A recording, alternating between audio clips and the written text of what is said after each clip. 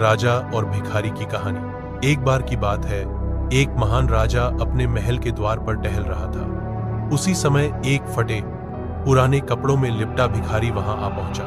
भिखारी ने राजा से हाथ जोड़कर कहा, महाराज, मैं भूखा हूं, कुछ अन्न दान कर दीजिए। राजा ने भिखारी को ऊपर से नीचे तक देखा और घमंड से हंसते हुए बोला, तेरे जैसे निकम्मे लोग तो सिर्फ बोझ होते हैं, तुझे देने से क्या लाभ, तू जीवन भर भीख ही मांगता रहेगा। भिखारी ने विनम्र स्वर में कहा, महाराज, आज आप मुझे तुच्छ समझते हैं, लेकिन कभी कभी छोटा समझा जाने वाला भी बड़ा सबक सिखा देता है। राजा को यह सुनकर और क्रोध आ गया। उसने पहरेदारों को भिखारी को बाहर निकालने का आदेश दिया, लेकिन तभी महल में संदेश आया कि पड़ोसी राज्य ने आक्रमण कर दिया है। राजा घबरा गया। सेना तैयार करने का समय नहीं था।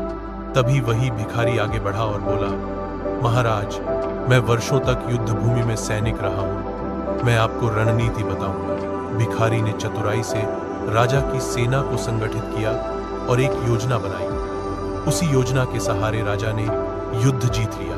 युद्ध समाप्त होने के बाद राजा ने शर्मिंदा होकर कहा, आज मैंने समझा कि किसी को छोटा या बड़ा समझने का अधिकार किसी के पास नहीं होता। हर व्यक्ति में एक गुण छिपा होता है, बस पहचानने की आवश्यकता है। भिखारी मुस्कुराया और बोला, महाराज, यही जीवन का सबसे बड़ा सबक है, सम्मान कभी वस्त्रों से नहीं, कर्मों से कमाया जाता है। क्या आप चाहेंगे कि मैं इस कहानी को और बाल कथा जैसी सरल भाषा में लिखूं, ताकि बच्चे भी आसानी से समझ सकें?